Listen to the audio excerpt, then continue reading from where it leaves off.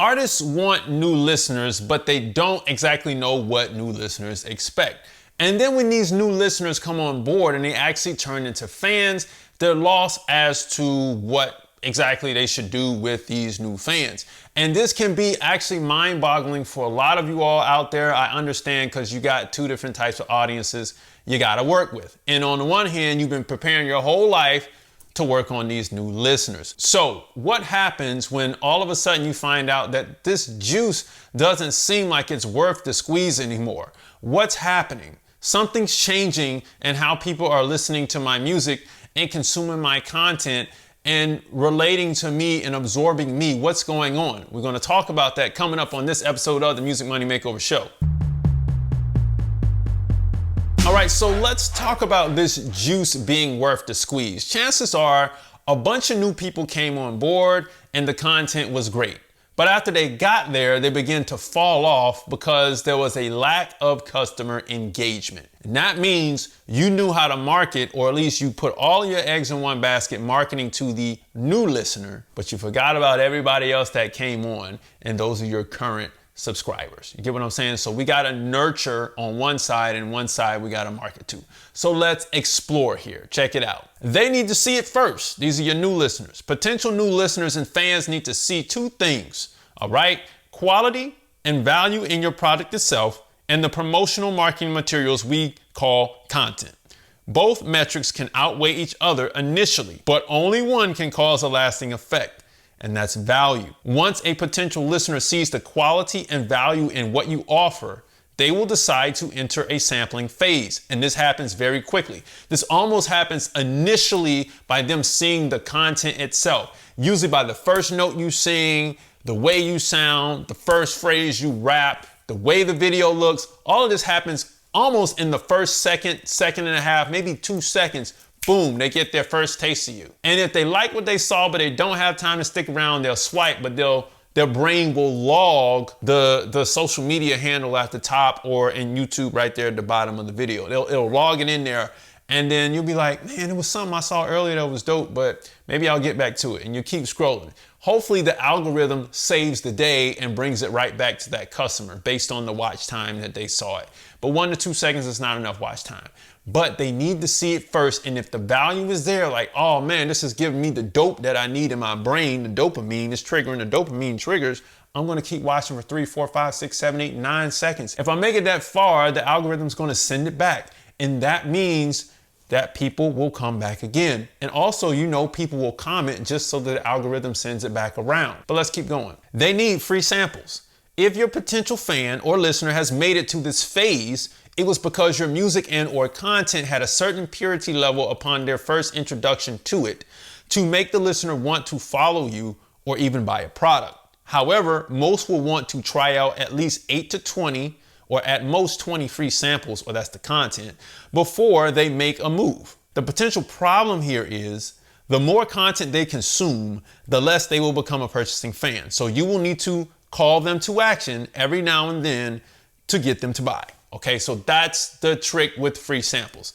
They need to see it first. Oh, I got the dopamine hit. I saw the value. All right, well, they need some more free samples. So in that one moment, they probably followed you, or they hit like or hit save. The algorithm is going to shoot it back around again. And once they do, they're going to continue to consume the free samples, maybe 8, 10, up to 20 times. Okay, and then they will have a follow. And then they'll keep getting more free samples of content from you. And eventually you got to tell them something is available for them to go purchase. Now, all these people who are consuming the free content are not necessarily the fans yet. They just really like what it is you do, and they really like the small shots of dopamine. It's just enough. They don't really think that your dope is that pure that they will want to get more. They're just like, oh, this is a good little hit right here. I'll watch this and I'll keep going to the next thing. But if they really and truly are engaged in what you do, they will buy, so long as you tell them to. And you cannot forget that. It's called a CTA, or call to action. You can go watch my video on call to actions. It's very thorough, and it will help you get through this and other videos that I'm dropping this month. Let's keep going. Where they got the first sample matters. If they got the first free sample on social media, then they are more prone to take the first means of action by following, which is the first step, or for more samples. And depending on the purity level of the audio dope, they will go to Spotify or YouTube and eventually find a way to give you their email and buy something.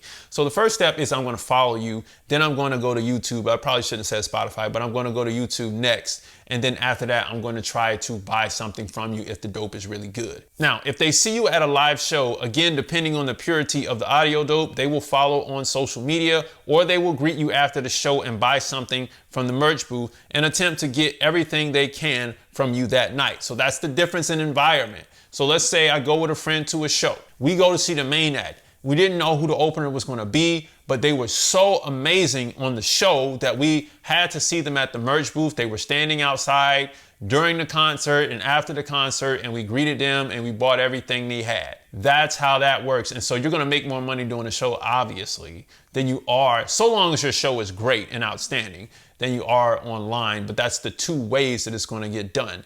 If people see you in the physical, chances are you're going to make some serious money. And if people see you online, well, your audience and your numbers will begin to build online and they'll eventually get to you. All right, let's keep going. After sampling, they will want a story. Just because the listener is consuming your content and even maybe streaming your single, that still isn't enough to make them buy your products, which is your merch and your tickets. They need to know who you are, how did you get to this point, and how do you do what you do.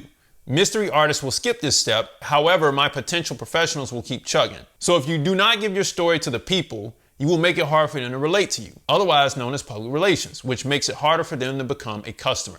This is how you can potentially set up a roadblock in your own cash flow stream, because we don't know you. That's the problem. After I've consumed enough of your content, if by the time I got the 20 samples of content, I should have actually seen something that said, you know, I should have seen an interview or something, or a vlog or something that says, this is who I am. This is a part of me. This is where I'm from. This is my favorite food. Let's go here. I'll show you this. Remember that one time I did this? Some type of story, or I need something. I need something other than age and where you from. Like I need to know those things. But then after that, I need to really get into you. What do you like? What are your interests? Do they relate with my interests? All of that. I need the story. That reels me in. That was all the new people. Now we got to talk about marketing to the existing people. Check it out. What existing customers want. Existing customers want to be nurtured. They also want to feel included in your process with exclusive updates, offers, and experiences that you would not share with the general public. This is essentially fan club material only. Reserve, select, special edition. They want all of this in addition to everything the new potential listener is getting. Emails are the first place to start. So for those of you all who are not ready for fan clubs and memberships yet, and I understand because it takes a lot to maintain it, you start with email. Start with email, and this is where things behind the scene goes on. And it actually works really, really well when you're not a major artist. And as you grow into it and people begin to subscribe to the email list because they get better things, like this is where you would put your blogs at. This is where you would put certain things that you would post on Instagram with long explanations. You would post all that stuff in the email because those are the people who really care to hear from you. You see what I'm saying? And as so long as they know that it's you and it's really genuine and it's up to date and it's current, this is where you can do a lot of current posting and things like that where you don't necessarily have the content and people can stay engaged with you. You get what I'm saying? So at the end of the day, they want all the perks. That's what they want, in addition to everything that you're doing on social media already. And if you can give them that, you can nurture these people, right? You can keep them there. Oh man, look at the baby, right? You can do that and keep them there with you.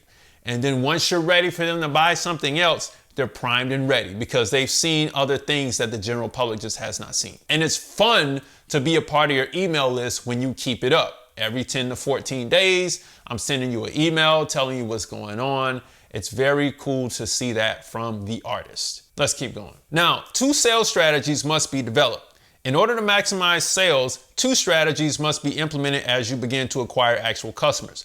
Why? Because actual customers will give you a minimum of 80% of your revenue. So how could you forget about your biggest revenue source by underserving them? Okay. So again, the customers that come in and that buy, that also went into your nurturing campaign, your email campaigns, those people will give you 80% of your revenue. The other people, the new listeners, You got to develop your sales strategy for them too. That's the people who just going to get in, and they may not come back again, right? It might have been just enough, or this is the only money I'm gonna spend with you. And at the end of the day, it's like, well, hey, those people I'm just going to keep running the content for, and they'll see that side. These other people over here, they're going to get another experience.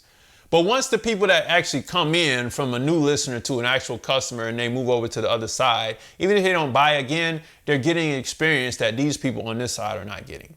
So you have to make sure you maintain two types of sales situations. These people over here are going to get early runs. These people will get stuff when it comes out. You see what I'm saying? So if you're getting stuff when it comes out, you're new. If you're getting early runs, exclusive updates, you're not new. And you have to run two sales strategies at the same time.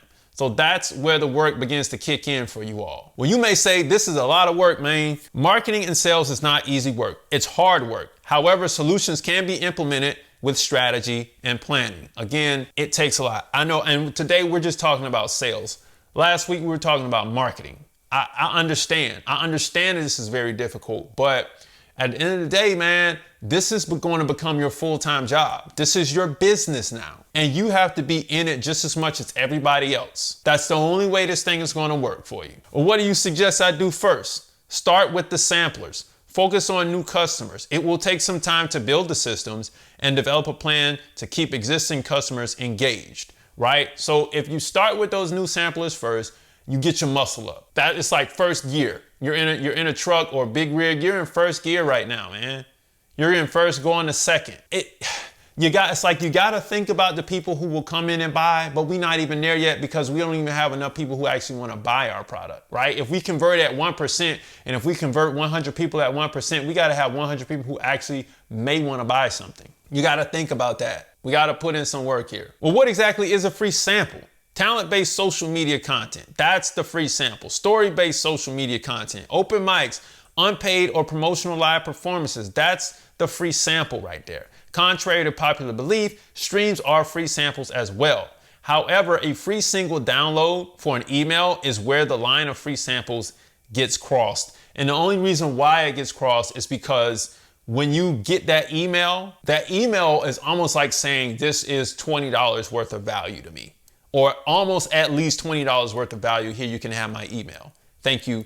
I'm ready to get my free sample, because they're that interested in what it is you have. And so that's why it's kind of like you draw the line there. So if somebody will download your single for the email, they're interested, they're hot, they're primed to buy, and it's time to go selling. So at this point, if the customers made it over and you're making money, the cash flow needs to be supported on a business foundation. That's why I created something called a 60-day record label course for all my new music executives and all my new music creators who needed to build your record label or publishing company in 60 days or less, with a foolproof step-by-step process to make it happen. So if you want to be able to finance that company, grab the course. If you want to prevent yourself from getting screwed contractually, grab the course. If you want to keep the middleman out of your royalties and your publishing royalties, grab the course. And if you're skeptical about this process, grab my free guide, 10 Major Steps to Increase Your Record Label's Profits. A free split sheet is included with that download.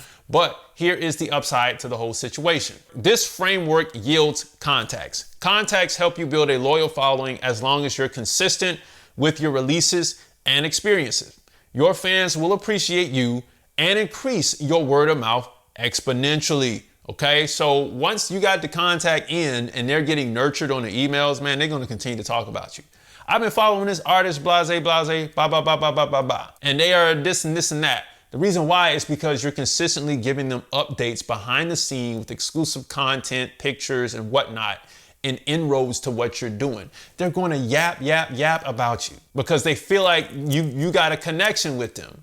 The way you write your emails to them, it's like letters. You know what I'm saying? So we're having a conversation, and this is wonderful. But here's the downside to this. If you only focus on the samples, you will experience the uphill battle of keeping new listeners and samplers satisfied, but you will never retain the customer base because you're so focused on step one, which was they need to see it first. This is what I was saying earlier in the video, where you got to put in two sales strategies. So if you only focus on these people, on getting new listeners, the customers that were already there, they kind of fall off because they don't feel like they're special. They don't feel like they're a part of what you do, and they love you. You know what I'm saying? So you got to cater to them as well as the new people. Because if you only cater to the new people, then you group the same people who already spent money with you in with the new people, and there's nothing unique about the customer experience that they're having versus the new people who have never. It's almost like you come to a club and it's like, oh, or you come to a group or organization, and it's like the new people came in. It's like, oh,